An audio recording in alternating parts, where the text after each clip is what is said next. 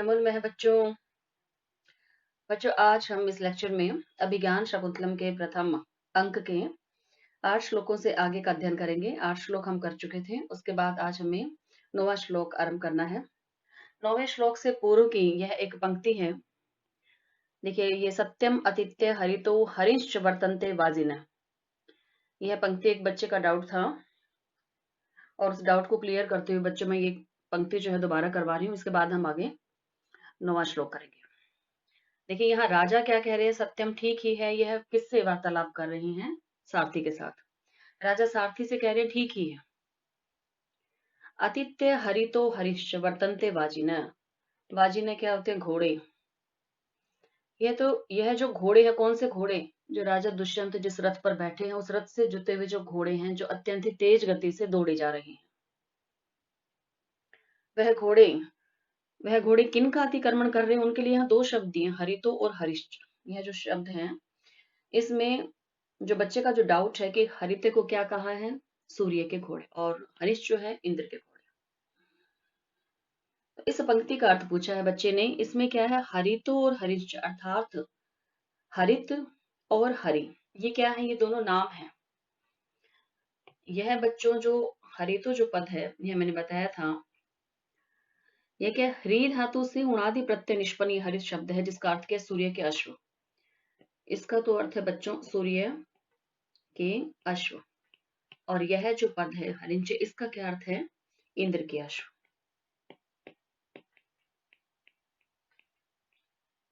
इंद्र के अश्व है, इसलिए सूर्य को क्या कहा जाता है? हरित अश्व, और इंद्र को हरि है। इसलिए सूर्य का जो नाम है, यहाँ लिख देते हैं, सूर्य को क्या कहा जाता है? हरित अश्व। ये देखिए, सूर्य को कहा जाता है ये। इसी प्रकार से देखिए, इंद्र को कहा जाता है हरि है। आपने ये नाम भी सुने होंगे। हरि है क्या है? देखिए, जो पीछे है क्या होता है? घोड़ा। इसी तरह से देखिए, बाद में लिखा है अश्व क्या है? घोड़ा। हरित क्या है? सूर्य के अश्व। और ये जो क्या है, इंद्र को क्या कहा जाता है? हरि है। इस तरह से जो इन्हें नाम दिया गया है, यह जो वर्णन है बच्चों कहाँ मिलते हैं? ऋग्वेद में। यह जो वर्णन है ऋग्वेद में, इन शब्दों का अर्थ कौन से? हरितो और हरिश्चय, इन दोनों ही शब्दों का यही अर्थ बताया है कि ये सूर्य के अश्व है और ये इंद्र के अश्व है। ऐसा वर्णन मिलता है ऋग्वेद में। इसी प्रकार से इन शब्दों का जो अर्थ बताया, दूसरा जो वर्णन मिलता है वो निरुक्त में मिलता है। निरुक्त के अनुसार क्या है? हरित और हरि जो है वो अति वेगशाली अश्व है। यह किसके अनुसार मिलता है? निरुक्त के। उसमें भी क्या है? हरित और हरि, ये दो क्या हैं? अश्व के नाम। और ये अश्व कैसे हैं? ये क्या है? अश्व के नाम है ये दोनों ही। और ये अश्व कैसे? अति वेगशाली। तो यहाँ इसमें राजा क्या कह रहे हैं कि ये घोड़े जो हैं, जो रथ में जुटे हुए हैं, जो सारथी जो रथ चला रहा है, जिस पर राजा दुष्यंत बैठे हैं, ये जो घोड़े हैं, ये क्या कर रहे हैं? जो सूर्य के अश्व हैं उनको, और जो इंद्र के अश्व हैं उनको भी क्या है? पीछे छोड़ रहे हैं, उनको भी मात दे रहे हैं, उनका भी अतिक्रमण कर रहे हैं। अर्थात ये जो दो अत्यंत वेगशाली जो अश्व के नाम है, ये दो, ये कैसे हैं? अत्यंत ही वेगशाली। अब इनका भी अतिक्रमण कर रहे हैं कौन? रथ के घोड़े। इसलिए यहाँ पर जो है कालिदास जी ने इन शब्दों का प्रयोग किया है। इनका यहाँ क्यों किया है? इससे क्या स्पष्ट हो रहा है कि रथ में जो घोड़े हैं वो अत्यंत ही तेज गति से दौड़ रही हैं। तो यहाँ ये दो पद है बच्चों, इनका केवल इतना ही अर्थ है कि सूर्य के जो घोड़े हैं और जो इंद्र के घोड़े हैं, उनकी गति का भी, जो कि सबसे तेज गति वाले कहे गए हैं, सबसे तेज दौड़ने वाले कहे गए, उनको भी पीछे छोड़ रहे हैं। कौन? रथ में जुटे हुए घोड़े। कौन सा रथ है? जिस पर राजा दुष्यंत बैठे हुए हैं। इस रथ को चला कौन रहा है? सारथी। अब राजा ये किससे कह रहे हैं? सारथी से कह रहे हैं। तो वस्तुनिष्ठ प्रश्न भी यहाँ साथ साथ ही तैयार करते जाइए बच्चों इसमें, कि यह भी आ सकता है प्रश्न। देखिए, हरितो जो है किसको कहा गया? सूर्य के अश्व को। हरिश्च किसको कहा गया? इंद्र के अश्व को। या राजा के रथ में जुटे हुए जो घोड़े हैं उनकी तुलना किससे की है? हरित और हरिश्च, यानी वो उनसे भी ज्यादा अत्यंत तेज गति से दौड़ रहे हैं। ये अर्थ है बच्चों यहाँ इसका, कि तथा ही, क्योंकि ऐसे देखिए अब इससे आगे देखते हैं। अब यहाँ ये श्लोक है, इसके बाद देखिए इसमें, अब यहाँ इस श्लोक में क्या कह रहे हैं, जब ये कहा राजा ने कि हाँ सच में ये तो सूर्य और इंद्र के घोड़ों का भी अतिक्रमण कर रहे हैं, तो यहाँ इस श्लोक में देखिए क्या कह रहे हैं, राजा के द्वारा क्या कहा जा रहा है। यहाँ देखिए इसे हम अंतिम से आरंभ करते हैं, इसके जो अंतिम लाइन है बच्चों, ये देखिए रथ जवात, यहाँ पर एक इसमें शब्द दिया हुआ है, इसका क्या अर्थ है, रथ के वेग से। अब रथ जवात, रथ का वेग अर्थात क्या है, रथ के वेग का कारण क्या है, रथ अत्यंत तेज गति से चल रहा है। इसके कारण क्या हो रहा है, जब अत्यंत तेज गति से, जैसे कोई आप जो है किसी वाहन से जाते हो, रेल या वायुयान से आप यात्रा करते हैं और वो बहुत तेज गति से चल रहे हो, तो उस समय जो वस्तुएं क्या होती हैं, जो छोटी जो वस्तु होती हैं वो अचानक से हमें क्या है, विपुलता को बड़ी दिखाई देने लग जाती हैं। जो रास्ता हमें विच्छिन्न टूटा हुआ दिखाई देता है वो अचानक से जुड़ा हुआ दिखाई देने लग जाता है। इस प्रकार जो है इस श्लोक में वर्णन किया है कि रथ की तेज गति के कारण, रथ की तेज गति के कारण जो है चीजें किस प्रकार से दिखाई दे रही है। देखिए अब इसमें पहली पंक्ति से इसे आरंभ करते हैं। यहाँ है यद आलोके, आलोके दिखाई देना, यत जो, यत आलोके जो दिखाई दे रही है, सूक्ष्मम सूक्ष्म, व्रजति सहसा तद विपुलताम, सहसा अचानक से, अचानक ही, तद वह, विपुलताम बड़ी, व्रजति का क्या था, व्रजति हो जाती है, अर्थात जो वस्तु छोटी दिखाई देती है वह अचानक से बड़ी हो जाती है।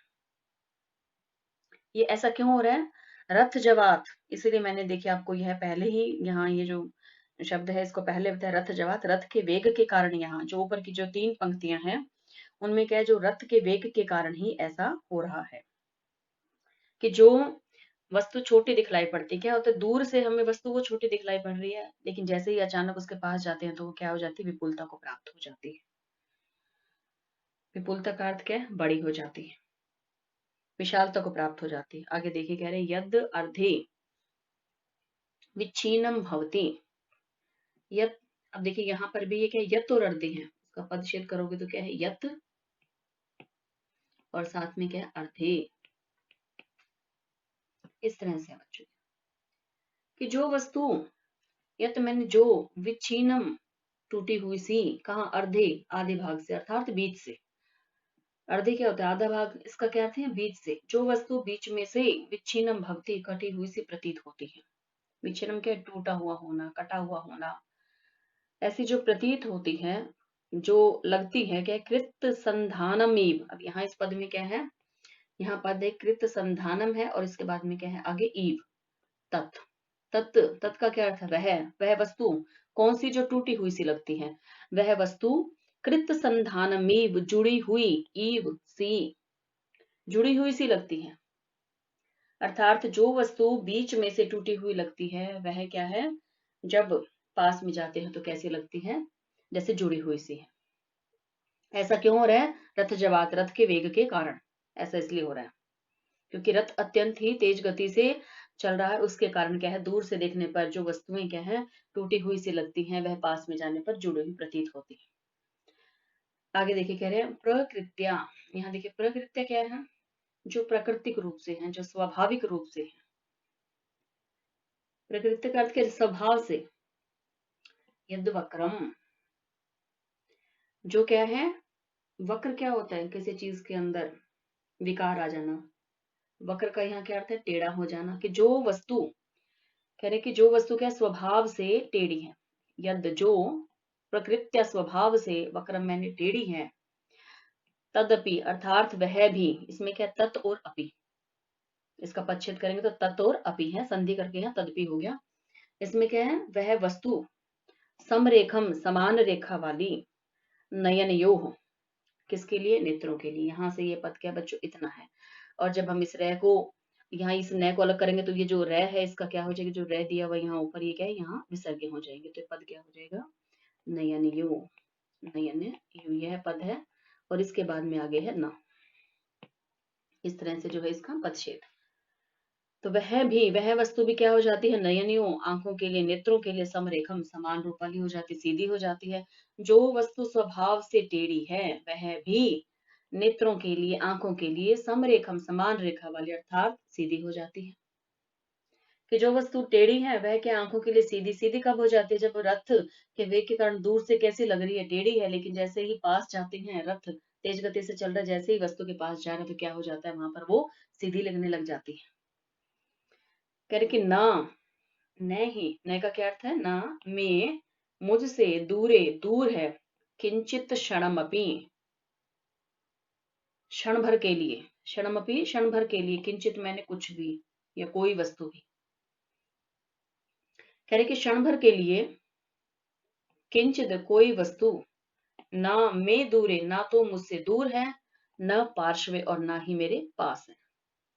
ऐसा क्यों, क्योंकि क्या है, रथ जवात, रथ के वेग के कारण, कि क्षण भर के लिए ना कोई वस्तु मुझसे दूर है, ना ही कोई पास है, क्योंकि रथ इतनी तेज गति से जा रहा है कि जिस वस्तु के समीप में होते हैं रथ के तेज गति से चलने पर वही वस्तु जो है फिर पीछे रह जाती है। अब उससे आगे और देख रहे वही वस्तु क्या है, दूर हो जाती है। रथ इतनी तेज गति से चल रहा है कि क्षण भर के लिए वस्तु क्या है, जो ना तो दूर है ना पास है। ऐसा इसलिए कहा यहाँ राजा ने। तो बच्चों इसमें व्याकरण की दृष्टि से यदि देखते हैं तो यहाँ देखिए पद जो आया है इसमें विच्छिन्नम है। देखिए यहाँ ये विच्छिन्नम जो पद दिया है इसके अंदर देख लेते हैं पहले तो।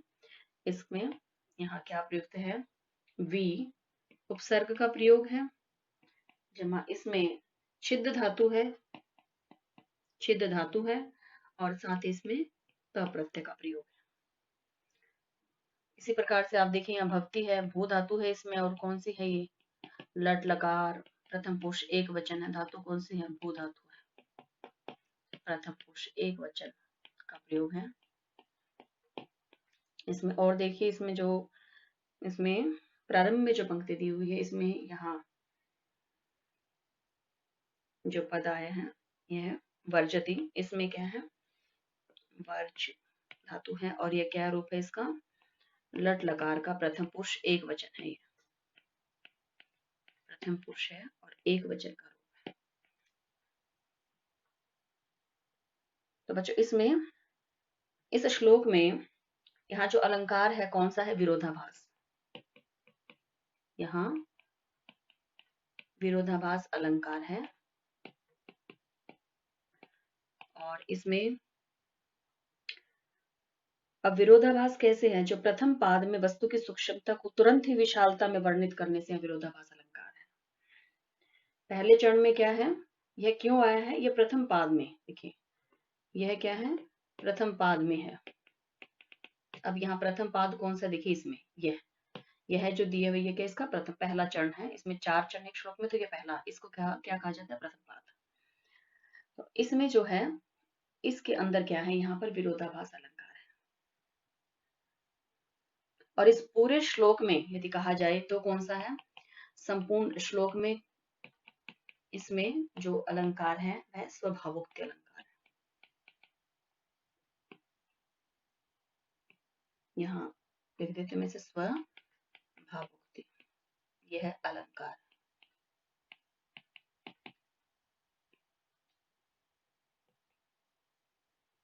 बच्चों इसमें जो छंद आया है इस श्लोक में वह कौन सा है, इसमें शिखरेणी छंद है, इसके अंदर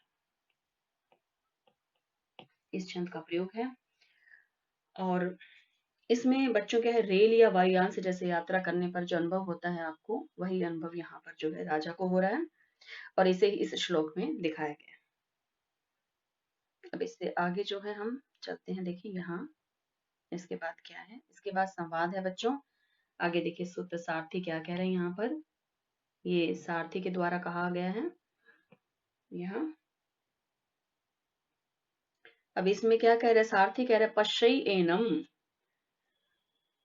देखिए पश्यई एनम का क्या, पश्यई एनम व्याप्यमानम, यह जो पद है इसमें बच्चों, इसका क्या अर्थ है, यहाँ ये राजा के द्वारा कहा गया है, सूत के द्वारा नहीं। वो राजा क्या कह रहे हैं, उसे क्या कह रहे हैं, सारथी को ही कह रही है कि हे सारथी, यह जो पद है यहाँ पर क्या है, राजन, यहाँ कौन कह रहा है, राजन कह रहे हैं राजन के द्वारा कहा गया है क्या, सुत पश्येनम व्याप्यमानम, कह रहे कि अब इस मृग को मारे जाते हुए देखो। ऐसा कौन कह रहा है? राजा। यहाँ जो है राजन शब्द यहाँ गलती से बच्चों यहाँ लिखा नहीं हुआ, आगे मिट गया है। यहाँ क्या है, सूत सारथी को राजन ही कह रहे हैं। इसमें कह रहे कि राजन, राजा क्या कह रहे हैं, राजा दुष्यंत कह रहे स्तुते सारथी पश्यई, देखो एनम, इसको यहाँ एनम क्या है, हिरण के लिए आया है। व्याप्य मानम अर्थात मारे जाते हुए, कि अब इस मृग को तुम मारे जाते हुए देखो। ऐसा कह के क्या, इति शर संधानम नाट्यति, ऐसा कहकर शर का संधान करते हैं अर्थात बाण चढ़ाने का अभिनय करते हैं। तो फिर नेपथ्य पर्दे में से देखिए क्या आवाज आ रही है, इसमें कह रहे हैं भो भो राजन, देखिए यहाँ ये भो भो राजन। अब आपको स्पष्ट दिखाई दे जाएगा, थोड़ा बड़ा कर देते हैं इसे। कह रहे भो भो राजन, हे राजन, आश्मो मृगो अयम, अयम यह क्या, आश्रम का मृग है, न हंतव्यो न हंतव्य, इसे मत मारो मत मारो। कहां से आवाज आ रही है, नेपथ्य में से, नेपथ्य पर्दे के पीछे वहां से क्या आवाज आ रही है, हे राजन, यह आश्रम का मृग है, इसे मत मारो मत मारो। अभी आवाज किसकी है, देखिए आगे इसका वर्णन मिलेगा आपको। यहाँ देखिए, ये देखिए अब इसमें क्या कह रहे हैं। सुते सारथी कह रहे हैं आकर्ण्य अवलोक्य, आकर्ण्य सुनकर और देखकर। अब सारथी ने सुना है, देखा कि ये ध्वनि किसकी आ रही है, कौन रोक रहा है, आयुष्मान, आयुष्मान, आयुष्मान यहाँ पर किसके लिए आ गया, राजन के लिए। यहाँ पर यह जो पद है क्या कह रहे हैं, राजन, हे राजन। अब देखिए यहाँ पर आयुष्मान का मैं पहले इसमें बता दी चुकी, आयुष्मान जो पद है वह किसके लिए आता है, राजन के लिए। और कौन कह रहा है, ये सारथी। अब इससे ऊपर भी देखिए जो राजन जो इसमें पद आया है, देखिए यहाँ आया था भो भो राजन जो है, तो राजा के लिए यहाँ पर क्या आ रहा है, आयुष्मान और राजन, दो पद प्रयुक्त हो रही है। राजन जो बोला जा रहा है, कौन कह रही है, जो पर्दे में से आवाज आ रही है वो क्या है, तपस्वी है, वो क्या है, ऋषिजन है। इसलिए देखिए यहाँ इसमें जो यह राजन जो पद है ये क्या है, नाट्य शास्त्र के अनुसार, या मैं इसे यही लिख देती हूँ, नाट्य शास्त्र के अनुसार क्या, जो ऋषिजन होते हैं वो क्या है, राजा को क्या कहकर संबोधित करते हैं, राजन। ऋषिजन राजा को राजन कहकर संबोधित करते हैं, राजन कहकर। तभी ये जो इसमें आवाज आई भो भो राजन, ये किसके अनुसार है, नाट्य शास्त्र के अनुसार ये वर्णन है। तो यहाँ राजन जो है कौन पुकार रहा है, ऋषिजन। अब इसमें देखिए, जबकि यहाँ सारथी क्या कह रहा है, आयुष्मान, सारथी राजा के लिए शब्द प्रयोग कर रहा है आयुष्मान। अब कह रहे खलु ते बाण पथवर्ती न, खलु निश्चय ही, ते तुम्हारे, बाण पथव्रती ने अर्थात बाण के मार्ग में, बाण के मार्ग में जब राजा ने ये कहा कि अब तुम इस हिरण को मरते हुए देखो, तो अब जैसे ही वो हिरण पर बाण चलाने लगे तो उस बाण के मार्ग में, और कृष्ण सारस्य अंतरे, कृष्ण सार कौन है, काले रंग का, और चितकब्रा कौन है, हिरण, उस हिरण के बीच में, अंतरे क्या है, बीच में, तपस्वी न उपस्थित, हाँ तपस्वी उपस्थित हो गए। अब कह रहे कि बाण के मार्ग में और उस कृष्णसार अर्थात हिरण के मध्य में, हिरण के अंतरे बीच में क्या है, तपस्वी न उपस्थित, तपस्वी उपस्थित हो गए। ये सूचना कौन दे रहा है, सारथी, सारथी कह रहा है, किससे कह रहा है, राजा से। जैसे ही राजा ने यह सुना तो राजा ने क्या कहा, देखिए ससंभ्रमम, घबराहट के साथ। जैसे ही राजा ने सुना तो राजा जो एकदम से क्या है, घबरा गया कि तपस्वी बीच में आ गए हैं, बाण के और हिरण के बीच में कौन आ गया, तपस्वी। तो राजा घबराहट के साथ और शीघ्रता से क्या करे, तेन ही प्रगृहताम वाजिने, वाजिने क्या होते हैं, घोड़े। तो कह रहे हैं कि तो जल्दी ही, शीघ्र ही जो है लगामें खींच लो घोड़ों की। क्या कह रहे हैं, तो घोड़ों की लगामें रोकिए, खींचो, रोको। अब घोड़े इतनी तेज गति से चल रहे थे, राजा ने तुरंत क्या कहा कि घोड़ों की लगामें रोको। सुते सारथी तथा वैसा ही करता है, सारथी ने भी वैसा ही किया और वो रथ रोकता है। अब देखिए इति रथम स्थाप्यति, ऐसा कहकर जो है वह रथ को रोकता है। अब रथ को रोकने के पश्चात आगे देखिए क्या है, ततः प्रविशत्य आत्मना तृतीयो वैखानस्य। अब तभी प्रवेश होता है किसका? आत्मना तृतीयो, अपने साथ, अपने सहित तीसरा, तृतीय। वैखानस है, यह क्या है? वैखानस क्या है? इसमें यह ऋषियों की प्रजाति है, नाम है। अपने सहित क्या है? तीसरा, अर्थात कुल कितने तपस्वी हैं यहाँ पर? 3। एक उनमें से कौन है? वैखानस, और उसके साथ 2 जो है वो तपस्वी हैं। तो यहाँ पर वैखानस जो है ये क्या है? ऋषियों की प्रजाति कही जाती है। कौन से ऋषि होते हैं? ये ब्रह्म मार्ग अनुयायी होते हैं। ये ब्रह्म मार्ग अनुयायी और वानप्रस्थी होते हैं यह, और क्या है? आश्रम में ही रहते हैं, आश्रम में रहने वाला तापस, इनको क्या कहा जाता है? वैखानस है। तो एक इनमें से वैखानस था और 2 उसके साथ तपस्वी थे। कुल कितने हो गए? 3। अपने सहित 3 है इसका, आत्मना तृतीय, अपने सहित 3।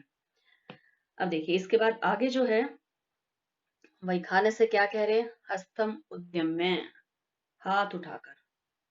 अब यहाँ हाथ उठाकर, अब किसने हाथ उठाया है यहाँ पर? जो वैखानस है।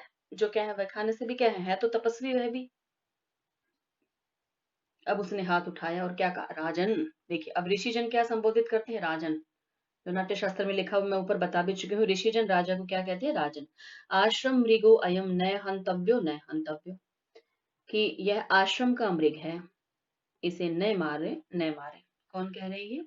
वैखानस से कह रहे हैं, हाथ उठाकर उसने रोका है, दूर से हाथ कर रहा है कि राजन इसे मत मारिए आप। अब यहाँ इसके बाद अगला जो श्लोक आता है बच्चों, इसमें देखिए क्या कह रहे हैं। इस श्लोक में वर्णन है किसके द्वारा? वैखानस के द्वारा। अब कह रहे न खलु, न खलु बाण सन्निपात्यो अयम अस्मिन्। अयम, यह। सन्निपात्यो का क्या अर्थ है? सन्निपात मत कीजिए, गिराइए मत, चलाइए मत। क्या बाण है? न खलु, न खलु, नहीं नहीं नहीं नहीं, क्या कह रहे हैं? कि बाण मत चलाइए। अब देखिए ये अस्मि जो पद है इसके साथ ही आगे न जो है साथ ही जुड़ा हुआ है बच्चों, इसी के साथ ही है ये। इसका क्या अर्थ है? इसे और थोड़ा सा बड़ा कर लेते हैं, देखिए अब आपको स्पष्ट दिखाई देगा ये। देखिए अब इसमें कह रहे हैं कि न खलु, न खलु, कि बाण मत चलाइए, बाण मत चलाइए। बाण है, बाण मत चलाइए। क्या कैसे कह रहे हैं? सन्निपात्यो, गिराना, चलाना, सन्निपात करना। अयम, इस मृग पर, इस मृग पर बाण मत चलाइए।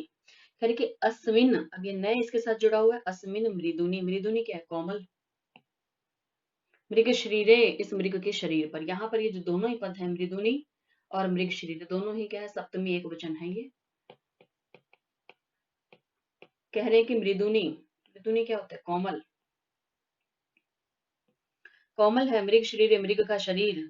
कह रहे पुष्प राशा विभागनी। अब यहाँ क्या है? पुष्प राशा, पुष्प राशा मीन्स फूलों का समूह, पुष्प की राशि। एव अग्नि, एव मैंने समान हो जाएगा। अग्नि का क्या अर्थ? अग्नि, कि जो आपके जो बाण है वो क्या है? अग्नि के समान है। और हिरण क्या है? फूलों की राशि। कोमल, फूल कैसे होते हैं? कोमल होते हैं, मृदु होते हैं। अब यहाँ कह रहे हैं कि फूल क्या है? अत्यंत ही कोमल, और फूलों के समान ही कोमल क्या है यहाँ पर? ये मृग का शरीर है। तो आप अपने जो बाण हैं, क्या कहते हैं? बाण हैं, कैसे बाण बताएं? अग्नि के समान। अग्नि के समान जो आपके बाण हैं वह अस्मिन मृदुनी, इस कोमल पुष्प राशा एव फूलों के समूह के समान, ये जो मृग का शरीर अर्थात इस मृग पर मत चलाइए। न खलु, न खलु बाण है सन्निपात, इस पर मत चलाइए, मत अपने बाण जो है गिराइए। अब आगे देखिए क्या कह रहे हैं इसमें। इसी श्लोक में आगे कह रहे हैं क्व वत्त हरिण का नाम जीवितम च अतिलोलम। अब इसमें यहाँ क्या? ये च है और अतिलोलम। अब कह रहे हैं कि कहाँ? तो यह हरिण का नाम। अब यहाँ क्या है? ये हरिण का नाम क्या है? ये षष्ठी बहुवचन है। अब इसमें कह रहे हैं कि ये हिरणों क्या जो जीवन होता है वह कैसा है? अतिलोलम, अत्यंत ही चंचल। जीवितम जीवन, च और अतिलोलम अर्थात अत्यधिक चंचल। किनका? हरिण का नाम, हिरणों का। क्योंकि हिरणों का जो जीवन होता है वह तो अत्यंत ही चंचल होता है। फिर कह रहे हैं कि कवच निशित निपाता। अब यहाँ जो पद है इसमें निशित है और निपाता है। निपाता क्या होता है? निपात करना। अभी इससे ऊपर हमने देखिए यहाँ देखा था, यह पद क्या था? सन्निपात्यो, निपात्यो, निपात करना, गिराना, चलाना। तो कह रहे कि निशित क्या है? नुकीले। नुकीले क्या है? बाण। वज्र सारा शरास्ते। अब यहाँ शरा क्या है? बाण है। ते आपके, वज्र सारा वज्र के समान। कह रहे कि आपके जो वज्र के समान जो नुकीले जो बाण हैं, जो शर हैं, उनका प्रहार जो है इन पर कहा, किनके ऊपर? कह रहे हिरणों पर। क्योंकि हिरण तो क्या? अत्यंत ही चंचल, अत्यंत कोमल है। अतिलोलम से क्या अर्थ आ रहा है? कोमल। तो इन हिरणों का जीवन कैसा होता है? अत्यंत ही चंचल, अत्यंत ही कोमल। तो इन पर आपके वज्र के समान जो बाण है वो क्यों चला रहे हैं आप इन हिरणों पर? ये हिरण जो है उनको यहाँ पुष्प राशि का समूह कह दिया, हिरणों को अत्यंत कोमल बताया है, और राजा दुष्यंत के जो बाण है उनको अग्नि के समान और निशित बताया है, नुकीला बताया है यहाँ पर। अब बच्चों इसमें व्याकरण की दृष्टि से देखते हैं क्या है इसमें। यहाँ षष्ठी बहुवचन तो ये तो हो गया है, और देखते हैं इस श्लोक के अंदर जो है कौन सा छंद आ रहा है। इसमें मालिनी, इसे मैं यही लिख देती हूँ नीचे ही, इसके अंदर है मालिनी छंद का प्रयोग है बच्चों इसमें।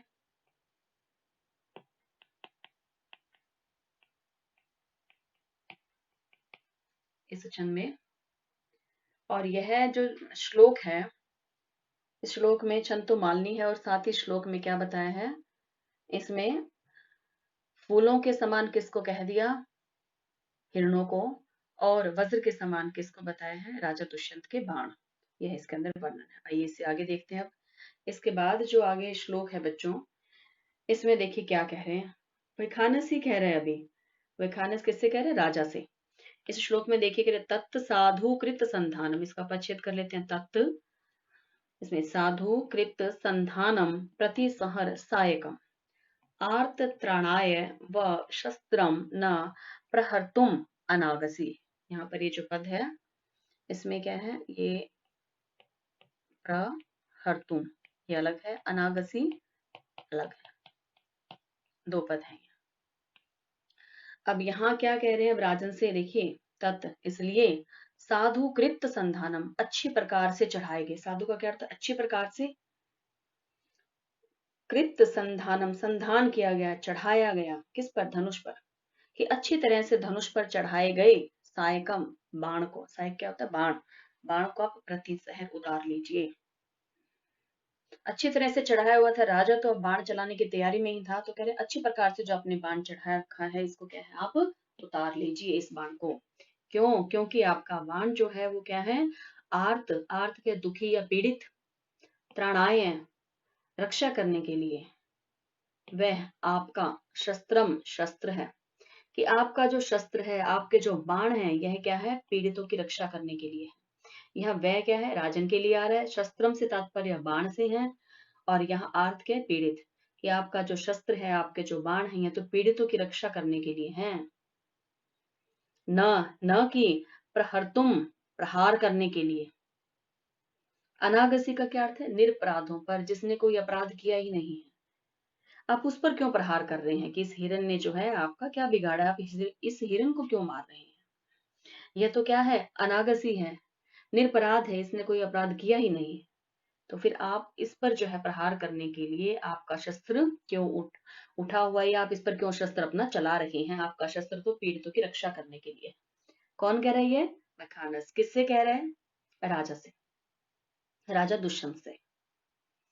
अब देखिए इसमें व्याकरण की दृष्टि से यदि देखते हैं बच्चों, तो यहाँ इसमें जो पद है प्रतिसहरम, यह जो है इसमें प्रतिसहर, इसके अंदर क्या है? यहाँ प्रति उपसर्ग है, इसमें सम भी इसके अंदर उपसर्ग है। धातु कौन सी है इसमें? रे। और यह जो है इसके अंदर और क्या है? देखिए साथ ही इसमें अब हम देखते हैं यहाँ प्रहर्तुम जो पद आया है, इसमें भी क्या है? प्रह उपसर्ग है, री इसके अंदर धातु है बच्चों, और इसमें प्रत्यय कौन सा है? तुमुन। तुमुन क्या होता है? के लिए, प्रहार करने के लिए, के लिए अर्थ में आता है।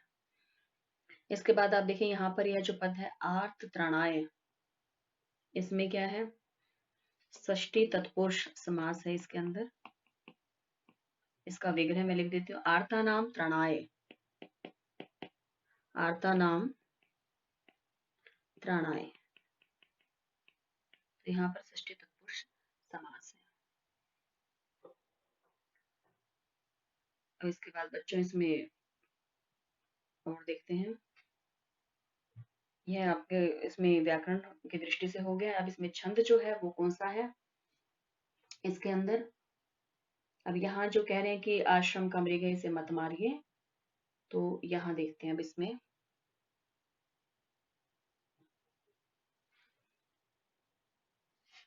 इसमें तो क्या है कि मृग को पुष्पों के समान बता दिया और राजा के जो बाण है उनको अग्नि के समान बता दिया यहाँ पर, तो कि आप इस पे संधान मत कीजिए। तो बच्चों यहाँ इसमें अब हम देख रहे हैं, यहाँ है पूर्व वाक्य का उत्तर वाक्य के द्वारा समर्थन यहाँ किया गया, तो यहाँ कौन सा अलंकार है, अर्थांतरन्यास है। यहाँ पर नीचे लिख देती हूँ मैं, यहाँ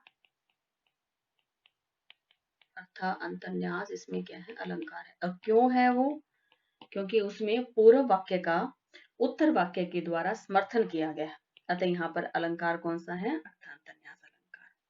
साथ ही बच्चों यहाँ छंद कौन सा है, अनुष्टुप, इसे यहाँ नीचे लिख देते हैं, इसमें छंद है अनुष्टुप। अब बच्चों इसके बाद हम इससे आगे देखते हैं, इससे आगे देखिए, अब कह रहे राजा, इसमें कह रहे हैं एष प्रति संहित है। अब यहाँ राजा क्या कह रहे हैं, यह उतार लिया। देखिए राजा कह रहे हैं एष प्रति संहित है, यह उतार लिया गया, अर्थात जैसे ही तपस्वी ने कहा राजा ने तुरंत जो है अपना बाण उतार लिया। इति यथोक्तम करोते, यह कहकर वह क्या करता है, धनुष को बाण से, धनुष से क्या करता है, बाण उतार लेता है। जो धनुष पर उसने बाण चढ़ाया होता है अच्छे प्रकार से उसको उतार लेता है। यथोक्तम, जैसा कहा गया है वैसा ही वह करता है। अब इसके बाद देखिए आगे, वैखान से क्या कह रहा है, सदृशम एतत् पुरुवंश प्रदीपस्य भवते, भवते आपके लिए। अब यहाँ ये जो भवते है, यह क्या है, भवत शब्द का षष्ठी एक वचन है बच्चों ये। अब इसमें कह रहे पुरुवंश प्रदीपस्य, पुरुवंश का जो दीपक है, जो प्रदीप है उसके, सदृशम समान, एतत् में नहीं है, पुरुवंश के दीपक आपके लिए तो ऐसा करना उचित है, आप तो पुरुवंश के दीपक हैं, आपके लिए तो ऐसा ही करना उचित होगा। तो यहाँ देखिए अब इसमें जो ये पद आया है बच्चों, इसके अंदर पुरुवंश। अब पुरुवंश जो है इसके बारे में भी आप जानते होंगे, प्राचीन काल में दो ही राजवंश प्रसिद्ध थे, कौन कौन से, देखिए इसके बारे में यहाँ बताते हैं। प्राचीन काल में दो रहे हैं प्रसिद्ध, दो राजवंश, कौन कौन से हैं, एक इसमें है सूर्यवंश और दूसरा है चंद्रवंश। इसके बारे में आपने सुना भी होगा, चंद्रवंश। अब सूर्यवंश जो है जिसमें क्या है, इक्ष्वाकु राजा हुए हैं, जिसमें क्या है, श्री राम हुए हैं, रघु हुए हैं, दिलीप हुए हैं, ऐसे राजा दिलीप जो क्या है वो सूर्यवंश में उत्पन्न हुए हैं। सूर्य क्या है, इसके सूर्यवंश के प्रवर्तक कौन थे, इक्ष्वाकु। इक्ष्वाकु किसके संतान थे, विवस्वान अर्थात सूर्य, सूर्य के पुत्र थे, तो इक्ष्वाकु के नाम से ही जो है सूर्यवंश हुआ, तो इसलिए सूर्यवंश के प्रवर्तक माने जाते हैं इक्ष्वाकु। और जो चंद्रवंश है उसका, उसमें क्या है, सोम नामक राजा जो थे वो चंद्रवंश के प्रवर्तक थे।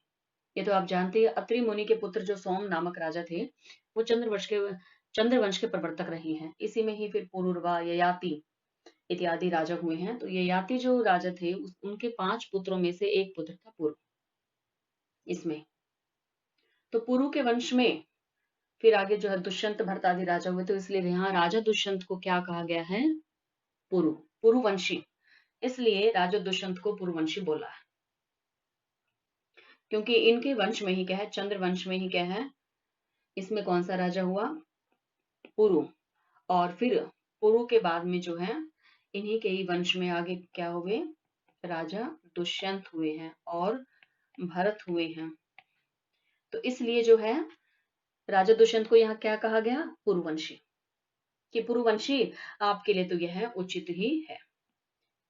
इसलिए राजा दुष्यंत के लिए यहाँ शब्द प्रयोग किया पुरुवंशी, पुरुवंश के आप दीपक हैं, प्रदीपक हैं, ऐसा। अब इससे बच्चों आगे देखते हैं। यहाँ देखिए इसमें आगे श्लोक है। अब देखिए इस श्लोक में देखिए अभी ये आपको स्पष्ट दिखाई देगा।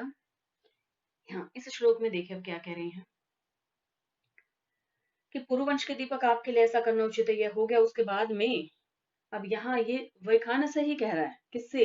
राजन से। जैसे ही राजा ने अपना बाण उतार लिया धनुष से, तो वैखानस से क्या कह रहा है कि आपके लिए यह उचित है, आप पुरुवंश में उत्पन्न है, श्रेष्ठ राजा है, इसी तरह का व्यवहार आपके लिए उचित है। अब यहाँ कह रहे जन्म यस्य, यस्य जिसका जन्म, जन्म पुरोरवंशे अर्थात तो पुरुवंश में, युक्त रूपम इदम। अब यहाँ देखिए इसका पक्ष युक्त रूपम है और फिर इदम है यहाँ, और फिर क्या है तब। तब क्या है? तुम्हारे लिए, इदम यह युक्त, युक्त है, उचित है, तुम्हारे लिए उचित है। यस्य पुरुवंश जन्म है, जिसका जन्म पुरुवंश में हुआ है। तब इदम ऐसे के लिए क्या है? तविदम युक्त रूपम, अर्थात अब कह रहे हैं कि जब तुम्हारा जन्म ही ऐसे वंश में हुआ है तो तुम्हारे लिए इसी प्रकार का कार्य करना ही उचित है। आपका जो जन्म है कहाँ हुआ? पुरुवंश में। यस्य जिसका जन्म है, जन्म पुरोरवंश, पुरुवंश में हुआ है, ऐसे आपके लिए तो क्या कह रहे हैं? युक्त रूपम इदम, यह ही अत्यंत उचित है। यह का क्या अर्थ है? जो आपने यह कार्य किया है, जो अपना बाण उतार लिया है आपने धनुष से, यही कार्य जो है आपके लिए उचित था। आगे देखिए क्या कह रहे हैं, पुत्रम एवं। अब यहाँ पर ये पुत्रम अलग है और एवं अलग है, और इसी प्रकार से देखिए यहाँ गुणोपेतम, गुण और उपेत है, चक्रवर्तीनम आपनु ही, यहाँ इस तरह से ये पद है। पुत्रम एव का क्या अर्थ है? पुत्र ही। गुणोपेतम अर्थात तो गुणों से युक्त, कैसे? उपेतम जो आप में गुण है, जो भी आपने जो गुण दिखाई, इसी प्रकार के गुणों से युक्त। चक्रवर्तीनम चक्रवर्ती, पुत्रम पुत्र को आप नु ही प्राप्त करेंगे। अब यहाँ देखिए यहाँ राजा को क्या आशीर्वाद दिया। जब राजा ने धनुष से अपना बाण उतार लिया तो वैखानस ने राजा को आशीर्वाद दिया कि आप जो है चक्रवर्ती पुत्र को प्राप्त करेंगे। यहाँ ये आएगा इसमें है कि आप इस प्रकार के गुणों से युक्त, इस प्रकार के गुणों से युक्त चक्रवर्ती पुत्र को ही प्राप्त करेंगे। ये उन्होंने आशीर्वाद दे दिया। अब इसमें देखते हैं बच्चों, यहाँ व्याकरण की दृष्टि से बहुत ही सरल है यह श्लोक। व्याकरण की दृष्टि से अब इसमें देखते हैं यहाँ कौन सा इसमें अलंकार है, कौन सा यहाँ पर छंद है। देखिए इस पूरे श्लोक में यहाँ जो पद आया है अभी आपने देखा होगा, जैसे आपनु ही पद है यहाँ पर। इसमें देखिए क्या है आपनु ही में, यहाँ आप धातु और लकार कौन सा है बच्चों? यहाँ पर लोट लकार का प्रयोग है, लोट लकार है। अब देखिए साथ ही इसमें यहाँ जो लिखा है, यहाँ देखिए पुरोरवंशी लिखा हुआ है। पुरोरवंशी में क्या है? अब आप बताइए इसमें, इसमें भी क्या विशेष है कि वो क्या थे? पुरुवंश का। इसके बारे में देखिए बच्चे मैं पहले भी बता चुकी हूँ, ऊपर वर्णन जो कर चुकी हूँ कि कौन कौन से दो राजवंश प्रसिद्ध थे, उसी में क्या ही पुरुवंश का आ जाएगा आपको। क्या है कि पुरुवंश में उत्पन्न थे। तो बच्चे इस श्लोक में क्या है कि युक्त रूप पदार्थ के प्रति पुरुवंश जन्म का कारण है, तो यहाँ पर कौन सा अलंकार हो गया? काव्यलिंग। इस श्लोक में अलंकार है काव्यलिंग। साथ ही बच्चों इसमें छंद कौन सा है? अनुष्टुप। अनुष्टुप छंद का प्रयोग है।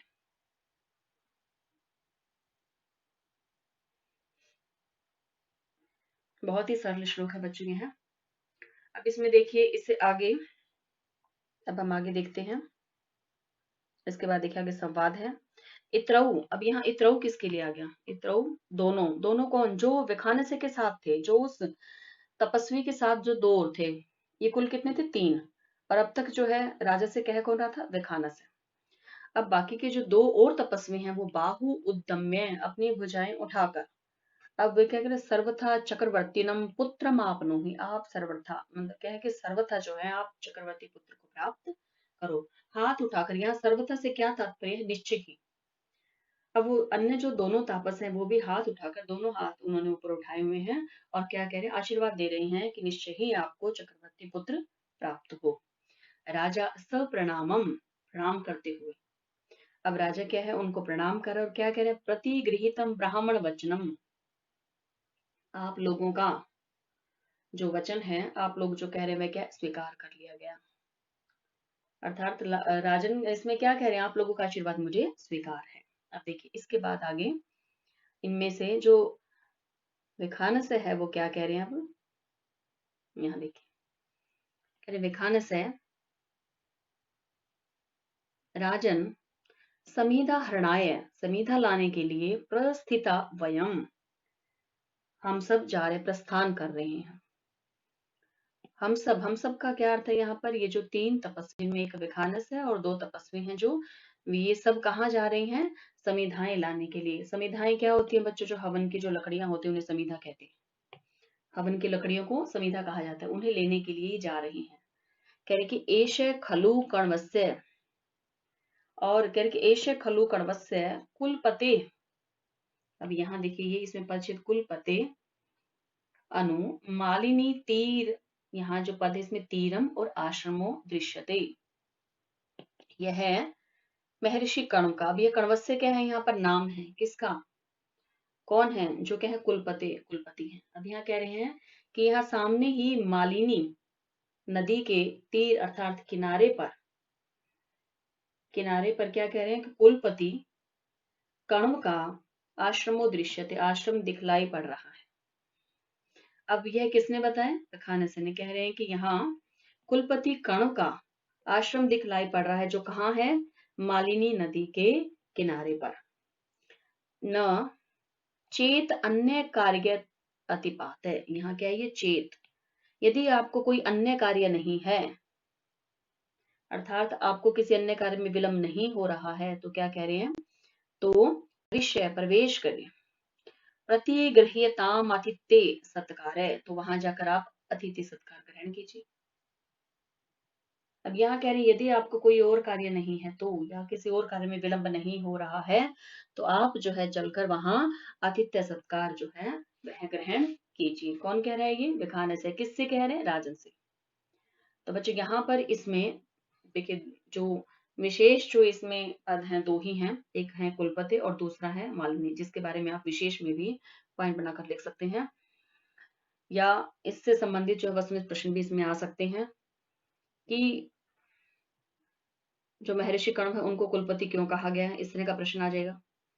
या कुलपति जो कण्व है उनका आश्रम कहाँ था, मालिनी नदी के किनारे पर। तो बच्चों कुलपति किसे कहा जाता है, शायद आप इसके बारे में जानते भी होंगे, जो क्या है, जो ऋषि 10,000 छात्रों को पढ़ाता है उसे कहा जाता है कुलपति। देखिए यहाँ इसके मैं लिख देती हूँ, कुलपति के लिए जो है कुलपति किसको कहा जाता है, जो ऋषि 10,000 छात्रों को पढ़ाता है, अन्न पान आदि से उनका पालन पोषण करता है, वह कुलपति कहलाता है। देखिए इसके लिए है मुनि नाम 10 सहस्रम यो अन्न, अन्न है, अन्न से क्या है, अन्न इत्यादि का, के साथ में क्या है कि पान आदि, और उसके बाद में क्या है, पान आदि के बाद पोषणार्थ, अर्थात जो अन्न आदि के पोषण से। साथ ही है यहाँ पर अध्याय पयति, जो पढ़ाता भी है, जो ज्ञान भी देता है, विप्रशिरसौ, देखिए र ये है इसके साथ पद, कुलपति स्मृता, यह कहा गया है इनके बारे में। यह लक्षण दिया हुआ है जो कुलपति की परिभाषा को व्यक्त कर रहा है कि कुलपति कौन होता है, जो 10,000 छात्रों को पढ़ाता है, 10 सहस्रम को पढ़ाता है, अन्न पान आदि से उनका पोषण करता है, और साथ ही जो है उनको क्या करता है, अध्ययन भी कराता है। ऐसा कौन होता है, कुलपति कहा जाता है। इसके देखिए इसके साथ ही ऐसा वर्णन जो पद्म पुराण में भी मिलता है, उसमें जो कुलपति का जो लक्षण बताया वो किस तरह से है, ये किसमें है, पद्म पुराण में। पद्म पुराण में जो कुलपति का लक्षण बताया वो क्या है, आचार्य बहुशिष्याणाम मुनि नाम गणस्तुय, उसमें कहते हैं आचार्यो बहुशिष्याणाम, यही देखिए परिभाषाएं जो दी हुई हैं इसी अर्थ को ही घोषित कर रही हैं। मुनि नाम गणिस्तु, यहाँ पे गणिया जगह देखिए सा और तू, यह है। साथ ही क्या कह रहे हैं इसमें, यह विसर्ग है। और उसके बाद है व्रत यज्ञ आदि कर्मांडे, ये देखिए कर्मांडे। इसके बाद है स वही कुलपति स्मृता, उसे क्या कहा जाता है, कुलपति। ये परिभाषा दी हुई है, किसमें है ये, पद्म पुराण में। तो यहाँ जो व्याख्यान है वो क्या कह रहे हैं, महर्षि कर्ण को कुलपति बता रही है। तो कुलपति की यहाँ पर हो गई है। ये कुलपति की परिभाषाएं थी बच्चों। एक यह जो उनका लक्षण मिलता है, दूसरा जो पद्म पुराण में उनका लक्षण मिलता है, किसका, कुलपति का ही। अब इसमें एक पद और है मालिनी। मालिनी नदी के बारे में भी आपने सुना होगा। मालिनी जो नदी है, अब ये जो नदी है ये किसकी सहायक नदी है, गंगा की। तो मालिनी के तट पर बोला है, तो इसका दूसरा नाम क्या है मालिनी नदी का, मंदाकिनी। देखिए मालिनी जो नदी है इसका दूसरा नाम है मंदाकिनी।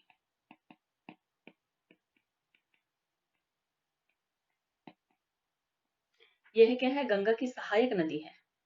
और साथ ही यह क्या है, अब उत्तर प्रदेश के कोटद्वार नगर के पास बहती है। कहाँ पर, उत्तर प्रदेश है, और उत्तर प्रदेश के कौन सा है, कोटद्वार। ये वह है, द के पैर में, ये क्या है, वह, कोटद्वार नगर के पास बहती है। ये किसके बारे में है, मालनी नदी के, मालनी नदी के बारे में बताया है सारा। तो बच्चों आज हम इसमें यहीं तक ही करेंगे, और इसके बाद आगे अगला श्लोक है उसे अगले लेक्चर में करेंगे। और बच्चों साथ ही जैसा कि आपको कहा था कि एक दिन हम कंपोजिशन का जो अपना लेक्चर लेंगे, कंपोजिशन का लेक्चर लगाएंगे एक दिन। लेकिन बच्चों है एक दिन में पॉसिबल नहीं है। उसमें क्या है कि मान लीजिए हम स्त्री प्रत्यय का टॉपिक करते हैं तो उसमें लगातार कम से कम 6 या 7 लेक्चर चाहिए बच्चों, और उसके लिए जो है लाइव अटेंशन भी चाहिए। तो उसे ये अंक करने के बाद उसके बाद आगे देखेंगे। और लाइव होने पर ही जो है क्लास में जब इंटरेक्शन होगा, इंटरेक्शन होने पर ही जो है ये ज्यादा अच्छे से समझ में आएगी व्याकरण। तब तक जो है हम अपने अंकों को ही करेंगे। तो बच्चों इसी पर ही जो है आधारित इस तरह वस्तुनिष्ठ प्रश्नों का निर्माण करते रहिए। कल आपका टेस्ट है, तो आप अपने टेस्ट के लिए भी जो है अपनी तैयारी आपने कर ली होगी।